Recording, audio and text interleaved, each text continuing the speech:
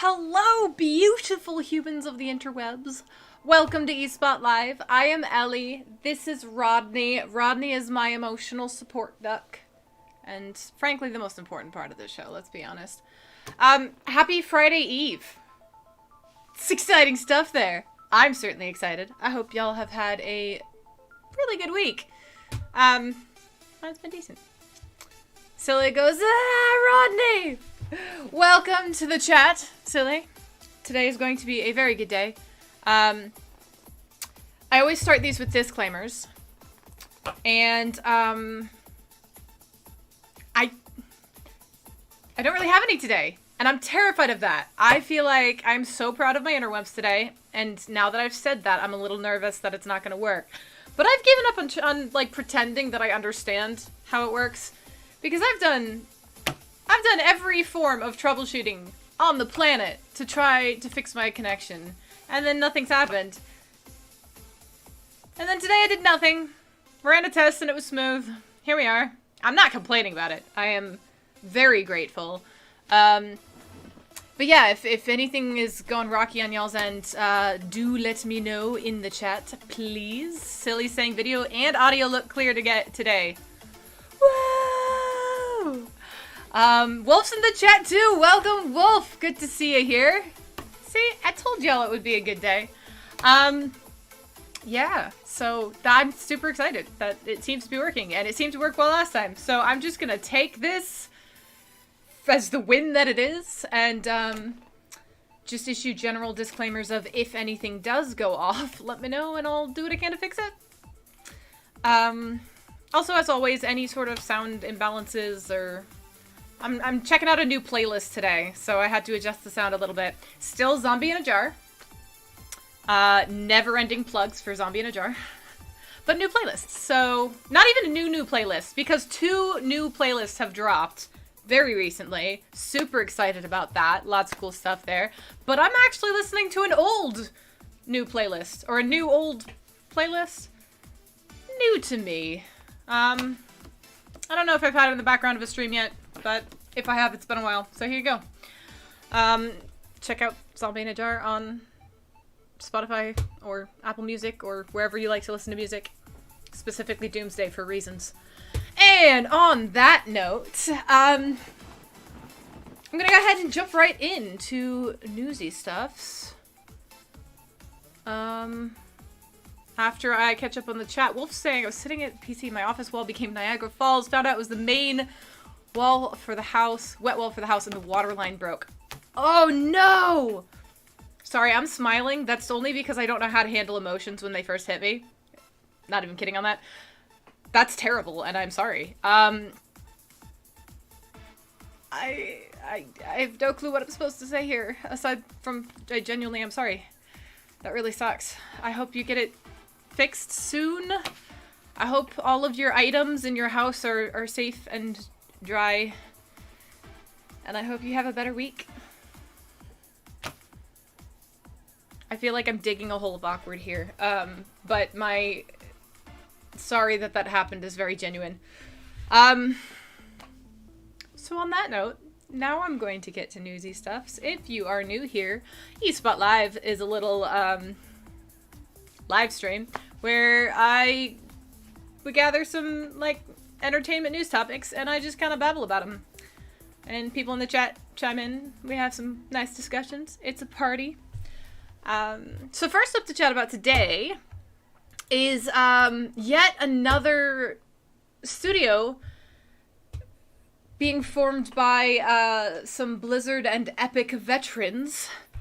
And this one too seems like it's really, really exciting. So I feel like I've talked quite a bit just throughout my time here at eSpot Live about a lot of things kind of happening, shifts happening with Blizzard employees and Epic employees and things like that.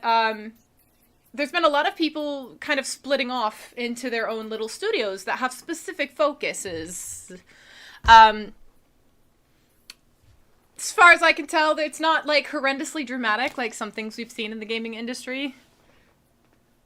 But yeah, a lot of people have just had their heart set on a specific thing and set off to make a little indie studio to pursue that, and there's some really exciting stuff in the works. So yeah, the last year or two in particular, we've just seen a surge of new studios that have been founded by longtime Blizzard veterans. Each of these teams and each of these projects are really different, which is super cool. So we've got companies like Dreamhaven, Frost Giant, War Chief Gaming. They've got a lot in common, even beyond their Blizzard connections. They've got a love of fantasy worlds.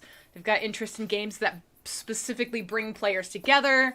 And they've got that desire to work on a small team. But they also, like I said, they're very different and unique takes on new games, which is super fun.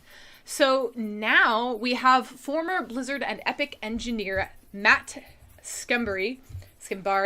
Oh, I had that practiced in my head and I lost it. I swear this happens every time. I do prepare for this. Anyways, Matt's joining that collective with a new endeavor, Lightforge Games. So Skimbari spent over 8 years at Blizzard, followed by another 5 years at Epic. And his 4 Lightforge co-founders also represent a blend of those two company cultures. So he opened it alongside former Epic programmer Dan Hertzka, former Epic producer Nathan Fairbanks, former Blizzard artist Glenn Rain, and former Blizzard and Epic marketing director Mark Hutchison. The studio itself opened about a year ago, but has kind of kept it on the down low and been working very quietly since. And now it seems to be growing a little bit. They are up to a whopping 11 employees, many of whom come from the same or very similar industry backgrounds. So now the question is, okay, they're building, they're growing. What are they working on?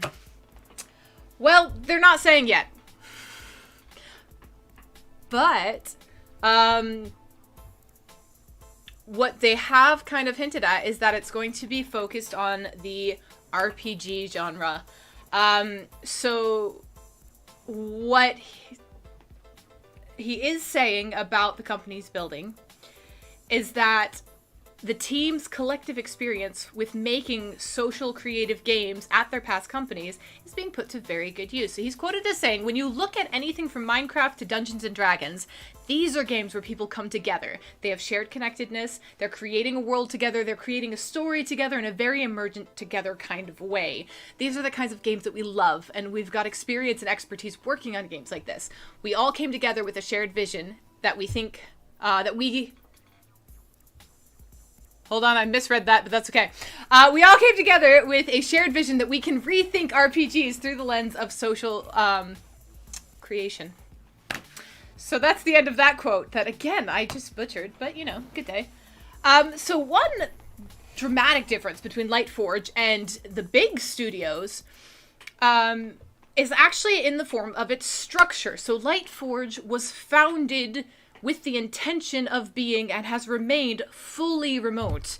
So Skimbari said in an interview that this is in keeping with one of the studio's values, which is embrace empathy. Remote work, according to him, is one way in which Lightforge can ensure that its employees are healthier and happier people. He's quoted as saying, again, there is nothing more disruptive to a person's life than to ask them to relocate for a job. We are now culturally and technologically at a point where we don't have to do that anymore. And so we made a decision from the very beginning, because most of us have relocated for jobs lots of times. It's been very disruptive. We don't want to put people through that. Let people live wherever's best for their life situation, wherever they want to live, and let's build everything from the ground up to be all remote. So this was like literally a foundational pillar for Lightforge, which is pretty cool, because I feel like the hardest part, what we found out in the past year or so, is that more work than we were willing to admit can be done remotely.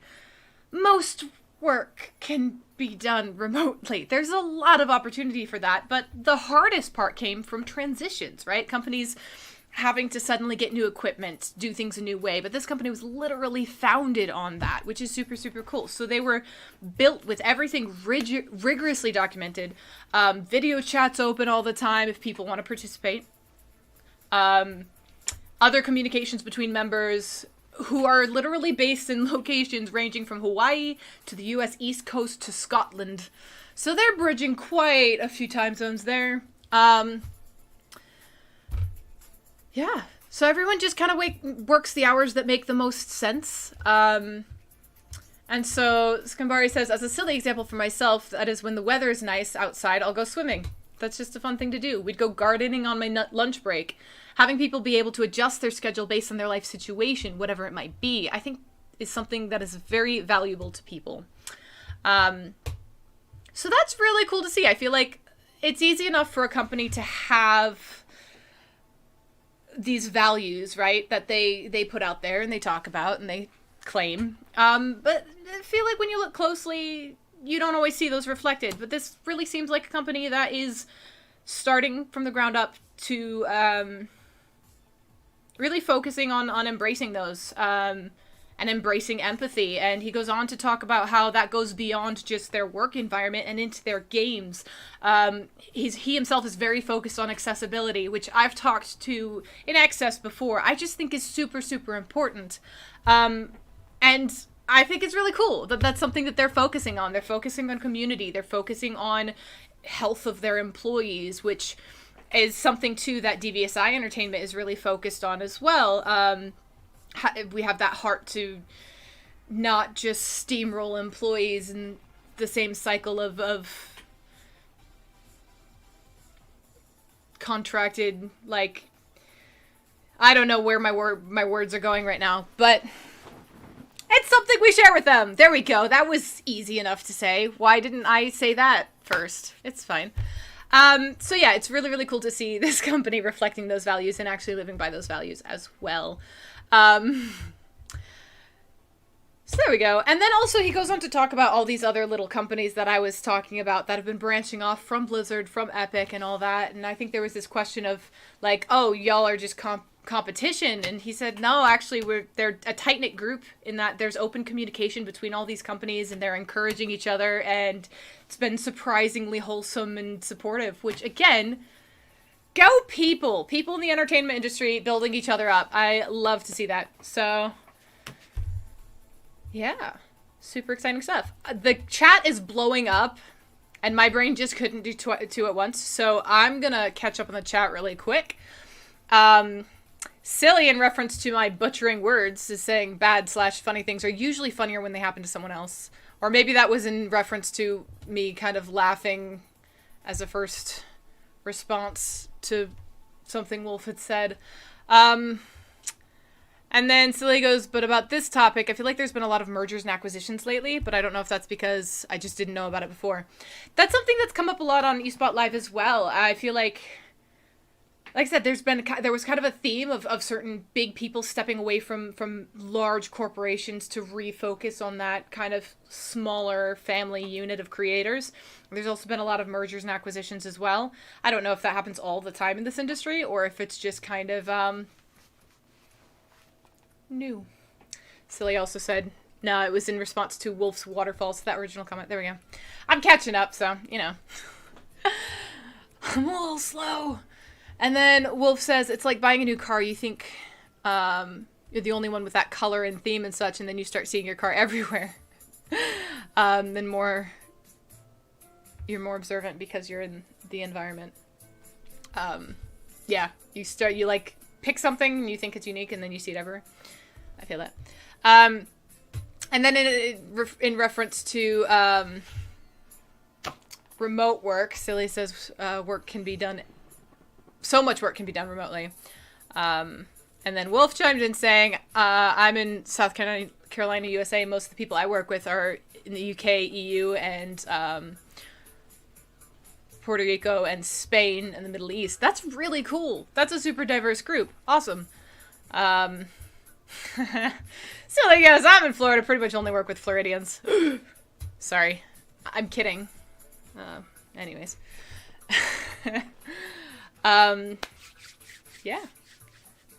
Super cool stuff there. Now they're just chatting about how pretty Florida is, which they're not wrong. So there's that. All right, I've caught up on the chat. Thank you guys for that. Sorry that I didn't keep up while it was coming at me. All right, next topic to chat about, unless y'all have more thoughts on working remotely and making gaming studios. We've got a little bit of a tease, so I'm gonna open this by saying it's not confirmed, because that's important. Exciting nonetheless, though. So Gabe Newell has teased the possibility of Steam games coming to console, which, woohoo! So the Orange Box gave console players Half-Life and Portal, which I've played, and I can say that now. Super excited. But even more Steam games might be coming to console. This was according to a recent Q&A with Valve's Gabe Newell. It looks like that actually might be likely. So one fan shot their shot to the king of PC, and his answer had people pretty excited. So a Redditor shared a clip of when they asked if any more Steam games would be coming to consoles, and Newell responded, quote, "We will have a better idea about that later this year," end quote. Now that might not sound like much, but if you have encountered anyone and or worked in customer service, that is like the answer when you know more than you can say. Like when you don't have a timeline for something, or when something's in the, like, it's a loaded comment. And people got super excited, like literally chorus of oohs in the background that happened immediately after that response. So like I said, let's be clear, not confirmed. This is 100% based on assumptions, but I'm assuming because I want. So yeah, this could actually go a few different ways. Xbox boss Phil Spencer has talked about bringing the Xbox ecosystem to more platforms. So this could be an indication that Xbox Game Pass could be making its way to Steam. Unconfirmed, just a theory. It could also mean maybe more Valve-specific titles could be making the jump as well. So titles like Dota 2, Half-Life Alyx, the standalone for Orange Box, like, we don't know. But I'm curious. I know I'm not the only one. Yeah, are there any particular games that y'all want to see come to console? Just curious. And so he goes, Gabe needs money. Also, as is customary at this point, hashtag Half-Life 3 confirmed. That's a quote. That's a quote of somebody else's joke. Hold up, wait. Hold up, wait a minute. Put a little love in it. So yeah. Exciting stuff there. We shall see. Obviously, if any, like, solid news comes on that topic, we'll be chatting about it. Silly says, I have the Orange Box on PC, and I used to have it for the original Xbox. Nice. The next topic to chat about. I find, like, so many emotions tied to this. There's a solid heaping dose of amusement, but also just kind of disappointment in the humans, at times.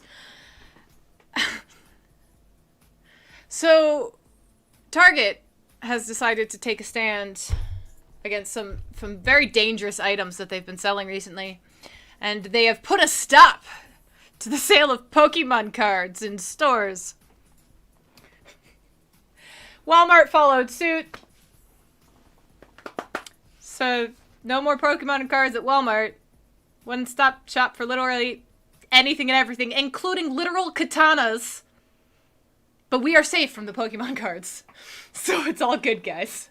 But, okay, a little honest background on that. Target has decided that they have had enough, and have officially confirmed that they will halt the sale of Pokemon cards throughout the US beginning Friday, May 14th. The retailer cites an abundance of caution for the safety of both guests and store employees, and notes that it will still be selling the cards on its site. So, currently, Pokemon cards and other trading cards are having a bit of a moment. When I mentioned that it was exciting that they were making a comeback, I didn't mean turn it into a thing, guys. Not that you guys are, but, like, humans in general, my goodness, the way we hoard. Why? Anyways, it's turned into a thing, and when I say it's turned into a thing, I'm not even kidding. People have swamped card grading companies hoping to get a rating that makes their cards more valuable. The Pokemon Company is rushing to print enough cards to meet the demand. It seems like all the big numbers around the truly rare original cards have just caused a massive amount of excitement around new cards being printed and getting your hands on old cards and rating cards that you have. Target is not feeling the hype. Hard to blame the retailer. I got a bit cheeky at the beginning, but the situation around these cards is seriously getting out of control. People have reportedly been opening cereal boxes in stores to steal the included Pokemon cards. Someone in Japan even climbed down a rope to steal almost $9,000 worth of the cardboard cards designed for kids. Guys, this is a kid's toy. I'm all for it. I'm 100% in support of Pokemon cards and Yu-Gi-Oh cards and trading cards. But I am shook.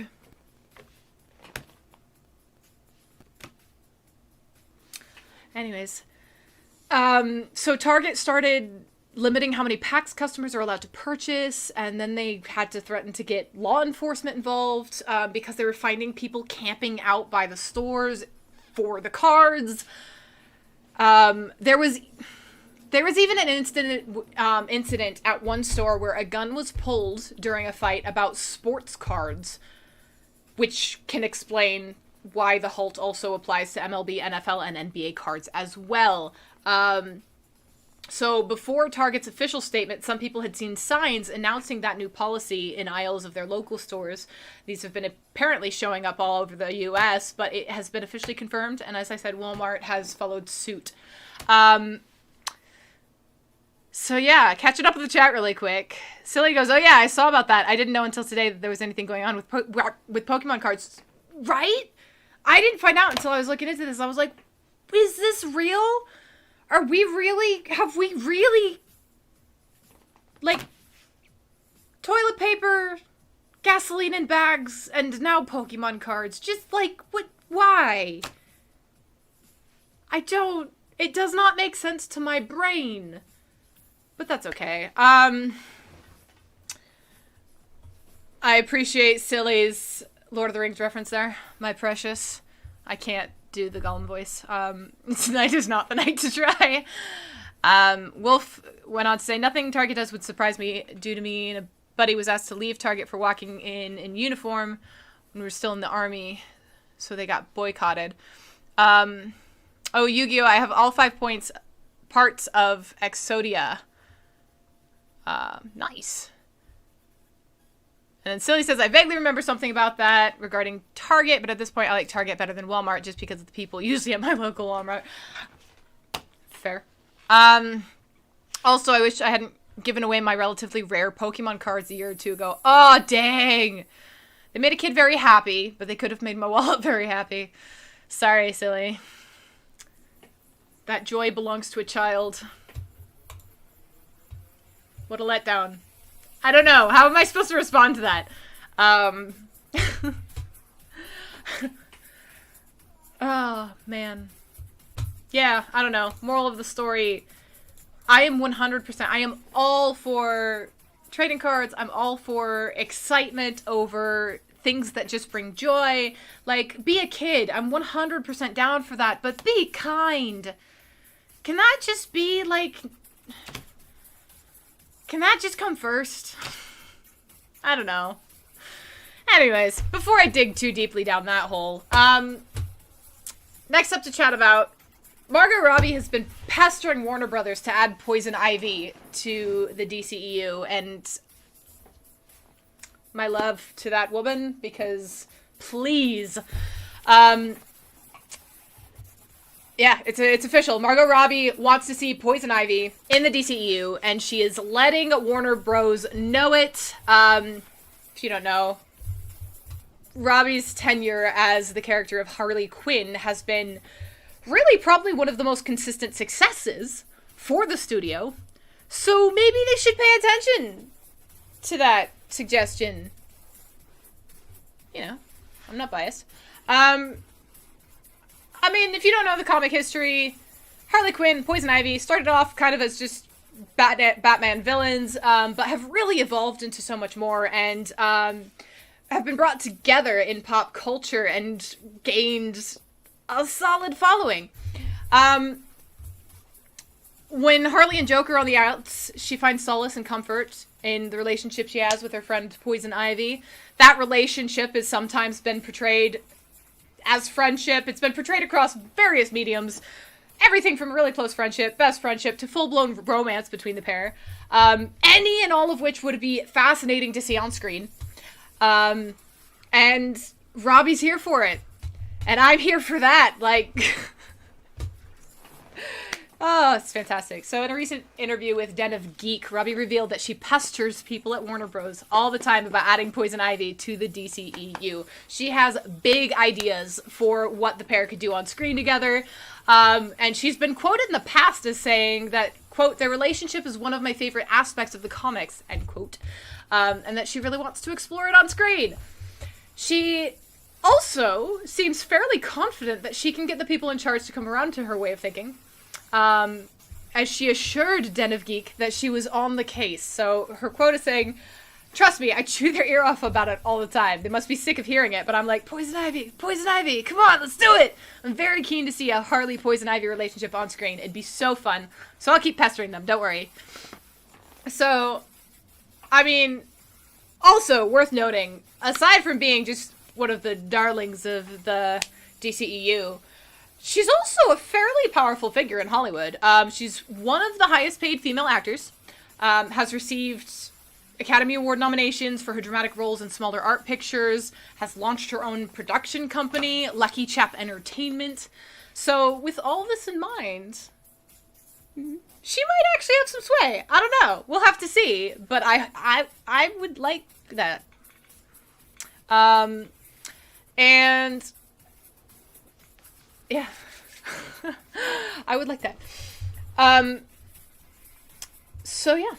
I mean, it's important to note that there's a few key factors that could make or break adding Poison Ivy to this universe. First off, casting. They better cast well. Just, I mean, I feel like if they just let Margot Robbie cast or like have a decent amount of say in it at least, that would be helpful, because the on-screen chemistry between those two characters, regardless of what kind of relationship they end up building there, kind of make or break that. And also they would need to tell her story. They'd need to set up a solid origin story. You know, give her a couple of films, build the character up, introduce her in. I think it's brilliant. I think it should happen. That's solely Ellie's opinion. But yeah. I think it's hilarious and fantastic that Margot Robbie agrees with all the fans going, we want Poison Ivy. She's sitting there, like, leading the charge. We want Poison Ivy. It's fantastic. Let's see. Silly says, we should just do whatever Margot Robbie wants, because hashtag we trust in Margot. You're not wrong. And Wolf says, I have to point out that they would end up fighting due to Harley not watering her plants and killing them. Did that happen in one of the comics? That wouldn't surprise me. But yeah, I would love to see that dynamic on screen. Like I said, whatever dynamic or whatever story they decide to tell there, I think it would be phenomenal. And I know that, like, when you know that the actors would have fun with it, that just makes it so much more worth telling. That's a good story there. Also, I mean, it's not exactly a secret that I'm not personally super horrendously impressed with the DC cinematic universe. But they've done a couple of things right, and Harley Quinn was one of them, so... that's all I got. Okay. This is actually, I think, a phenomenal time to very subtly slide in my water break. Drink water. That's what I'm gonna do. Hydration is important. Liquid in general is great, but water, your kidneys need water, and you need your kidneys. And as Wolf says, rum is good, that is true, but water is necessary. And also good. So drink some water, and I will be back.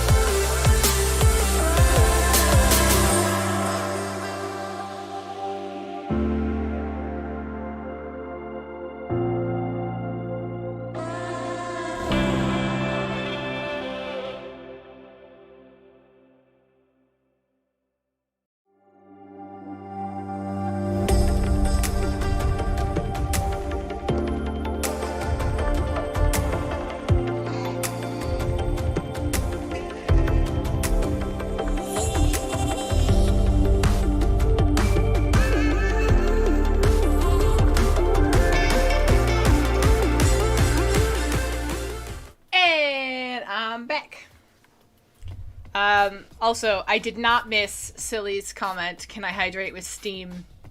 I can't even be mad about that because, well done. I'm a sucker for puns. But also drink water. And that's the end of that for now.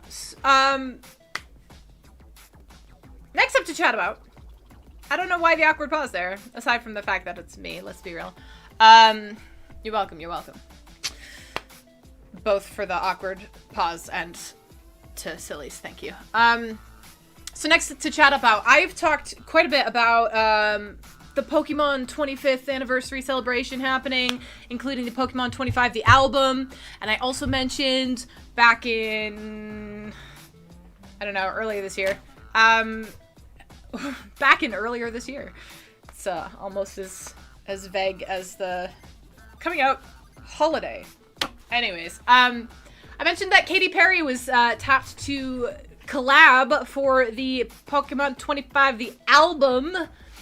We've got a little more info. Her song is, wait for it, Electric. So this was revealed on Tuesday. This past Tuesday, she announced that her official collaborative single with Pokemon will be titled Electric and will be releasing on Friday. If you've been looking forward to some Katy Perry blended with Pokemon, we get it tomorrow. Woohoo! I'm super excited.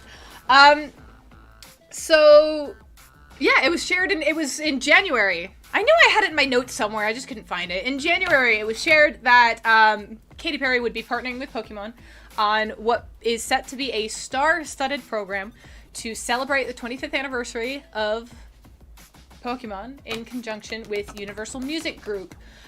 So Katy was quoted as saying, "Pokemon has been a constant in my life, from playing the original video games on my Game Boy to trading Pokemon TCG cards at lunch to the adventures of catching Pokemon on the street with Pokemon Go." So she was super excited to be part of the collaboration. A lot of fun there. This is a year-long P25 music collaboration, including Pokemon 25, the album, which will be released in its entirety in the fall of 2021 and feature 14 songs by 11 UMG artists, including Perry, J Balvin, and Post Malone. Malone's version of Hootie and the Blowfish's Only Want to Be With You, which hit number 83 on the Billboard Global 200 chart in April, is also on the Pokemon 25 track, following his cover performance at the virtual concert in February. That felt like a mouthful. I'm not quite sure why.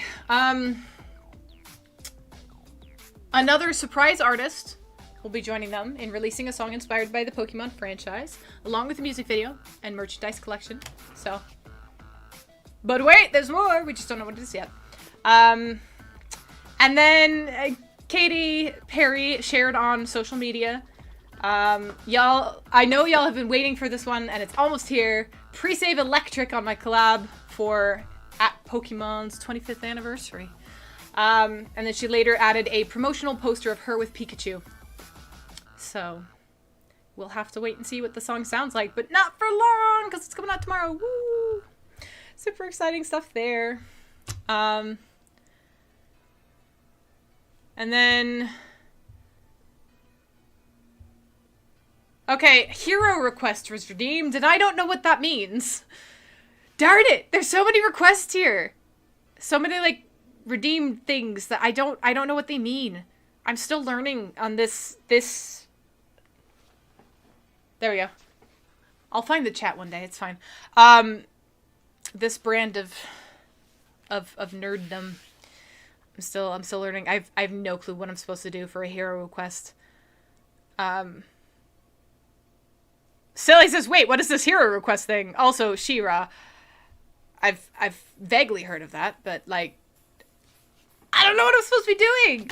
I feel so bad when you redeem stuff and I don't know what to do because it's supposed to be something that you have, like, a reward for. I can hydrate. I don't know. Oh, Wolf says, no, I'm a geek. Okay. I tapped on that before. I'm both. But, like, varying degrees of different things. This is a level of geekdom that I'm not familiar with.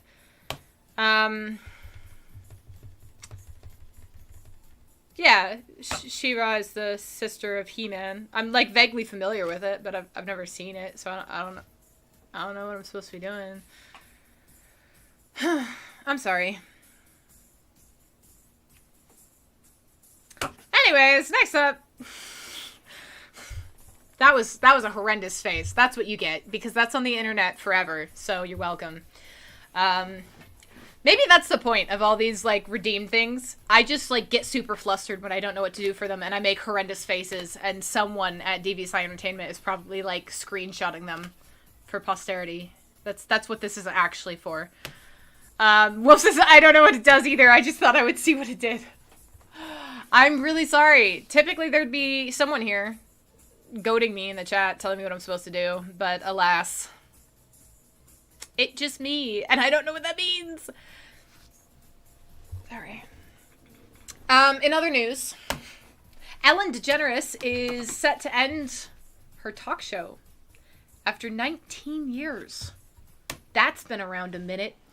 The Ellen DeGeneres Show, produced by AT&T's Inc. and Warner Bros. And syndicated to TV stations. Also, again, why is that such a mouthful?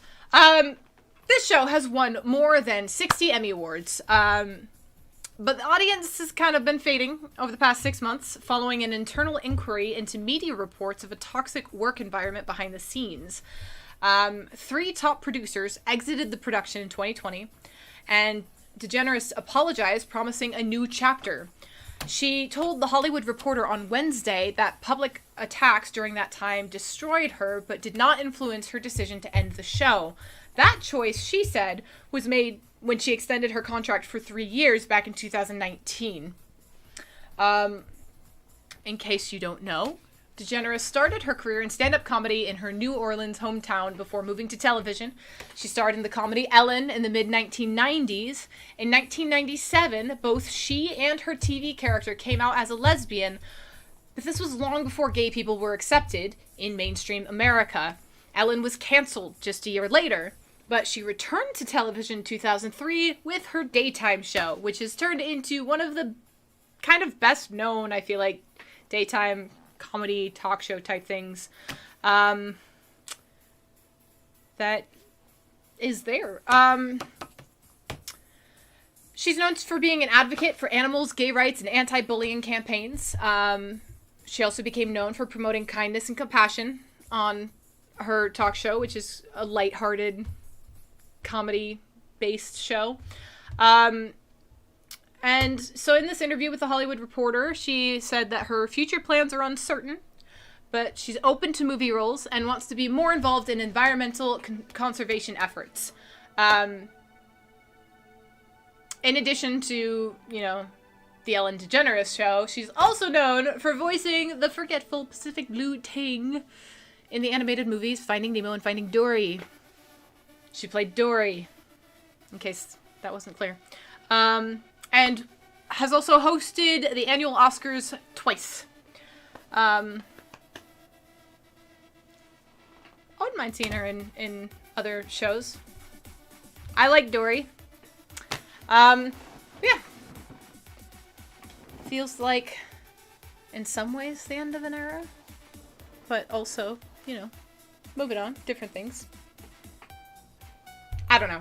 I had heard about some of the kind of behind-the-scenes questioning and everything there, but I, in all honesty, wasn't kind of aware of what the end result of that was.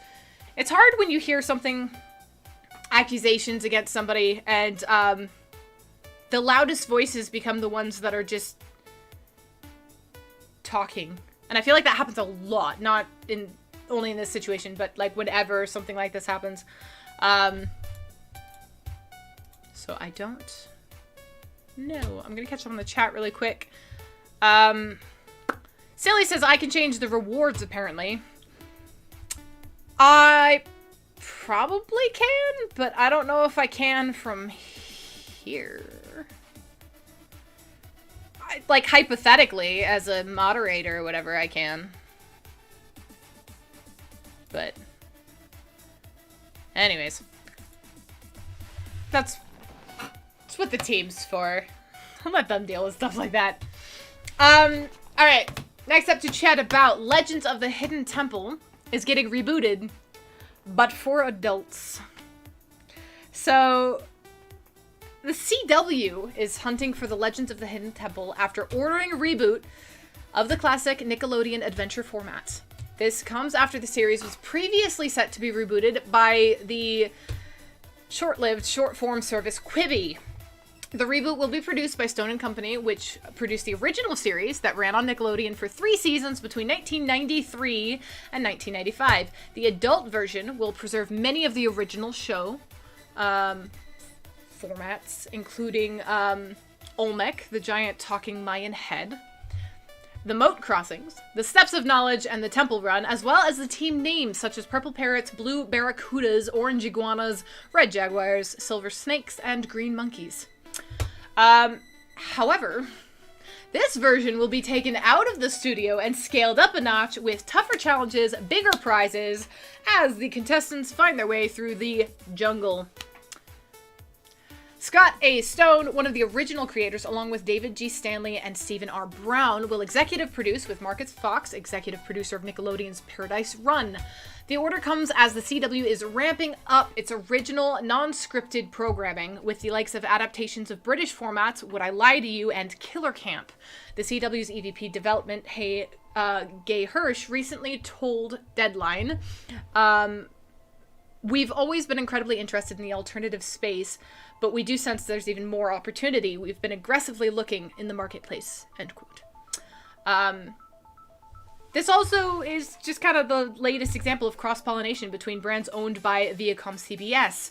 The CW is part owned by that particular media conglomerate, as is Nickelodeon. So, little mesh there. Silly is going, yeah! I love that show! I dreamed of being in that show. Now you can. See? You dreamed of it as a kid. I wonder if that's why they did that. They're like, forget getting new kids. Let's take all of the kids who wanted to be in it and make them do it now. Silly says, I don't know how I feel about it being for adults, though. I just want them to make the original set to adult proportions. It kind of sounds a little bit like they're doing that, though. Like, they're gonna have the giant talking Mayan head.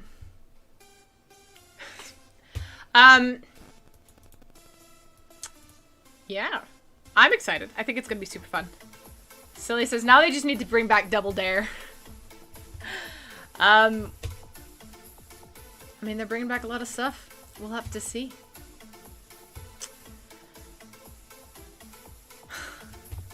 Silly says, yes, but it needs to be just as cheesy and in a studio. It sounds like it's gonna be relatively cheesy.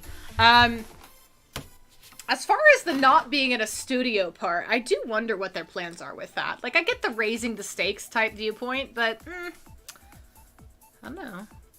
So he goes, I'll go digging in the nose for that flag to get to the end and get those toys. Also, I mean, adult prizes. So who knows? Give me AC or give me death. I feel that in my soul. Mostly because I don't have AC. Wait, no, that sounded so dark. Not give me death. Hold up. Rewind. That's not what I intended to say. It's fine. Just one of those days. I do like AC, though. Solid appreciation for air conditioning. Especially when it's, like, centralized and it cools the whole house. One day. Now I'm just, like, dreaming of the day when I can afford air conditioning. It'll happen, guys. I'm believing. Like, this is my future. That went on a huge rabbit trail. So back to news topics I'm meant to be talking about. Silly said, yikes, that got grim. I think it was hopeful. It just was a bit awkward and probably too much into the mind of Ellie, which, you know. Last topic to chat about today, while I still have a modicum of focus left in me. Sega has seemed to give kind of approval for Sonic fan games, as long as there is no money involved. Which is kind of fantastic. So, generally speaking, Sega is a lot more tolerant of fan projects when it comes to their Speedy Blue Boy than most other publishers have been with their mascots. Nintendo. What? In fact, we've actually seen Sega get right on board with a fan project and turn it into a real game, like happened with Sonic Mania. The recent release of a new episode for Sonic fan game Sonic Omens seems to have gotten fans concerned that Sega might make a move to shut it down. But Sonic's social media rep seemed to give tacit approval for the game yesterday on Twitter. So the tweet by Minnie Kitty, influencer and social media manager for Sega, said, "Hey Sonic fans, I appreciate you all reaching out with concerns over fan games and monetization. So long as no profit is involved, there is usually no issue with y'all using our Blue Boy to hone your art and dev skills." That was the end of that quote. So there is a specific clarification in there that not all content is okay, which, you know, frankly, is the legal equivalent of covering your butt, so there's that. But that said, it kind of seems like Sega's giving that tacit approval to Sonic Omens and other fan projects like it. Minnie Kitty added, our goal isn't to stifle everything. Good to know. Sonic Omens has been in development for over a year and is being released in episodic format. So it's all being made in Unreal Engine 4 with fans providing voices to Sonic, Tails, and Eggman. And judging by the trailers, kind of looks like the best Sonic game since Sonic Generations. It looks really cool. You can download the game over on Game Jolt, including the most recent episode and all previous episodes. It's still a bit too early to say whether Sega might consider making Sonic Omens into the next Sonic Mania. But if it's happened once, it could happen again. In the meantime, Sonic the Hedgehog 2, the movie, not the game, has some new photos as well that have confirmed that Knuckles has been added to the cast. And unlike the first time Sonic was introduced on the big screen, Knuckles seems pretty much the same as he looked in the video games, which is how it should be. Just no trying to make them realistic.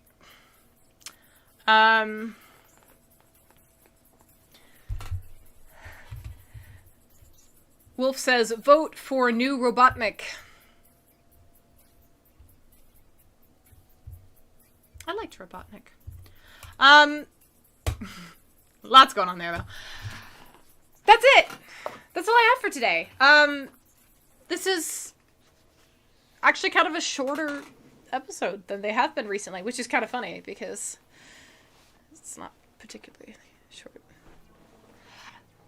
Wolf says, sorry, Jim Carrey sucks at the role. I mean, That's fair. I also don't have necessarily as much of a strong emotional attachment to the character Robotnik as a lot of people do, because, as is public knowledge by now, I didn't grow up gaming. So that's fair. I think that's one of those things where if people had a specific idea of what they wanted that character to be and it didn't meet that, fair. I get it. Like, 100%. That's 100% valid. Yeah. I feel like I'm stalling a little bit because I feel like there's something I'm meant to be saying, but that's it. That's all I got. That's all my notes. No more newsy topics. No specific pitches. Silly says, I haven't seen it, but I like Jim Carrey. Right?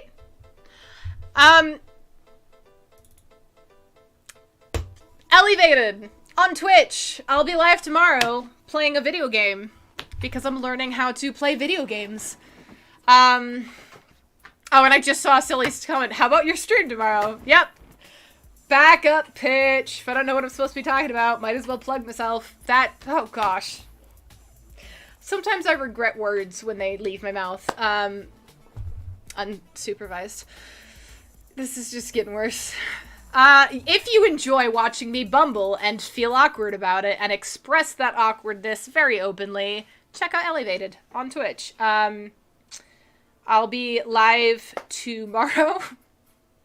Wolf saying, you're on a roll now. Yeah, foot and mouth moment there. I'll be live tomorrow, 9 p.m. Eastern time, so that's 6 p.m. if you're on the other coast. And if that's not your cup of tea, then I'll see you on Monday. I will be back again, 9 p.m. Eastern Standard Time, so 6 p.m. on the other coast. And in the meantime, I just hope you guys have a phenomenal weekend. Have a happy Friday before the phenomenal weekend. Stay safe, stay healthy, stay happy, stay hydrated, stay kind. And of course, as always, stay devious.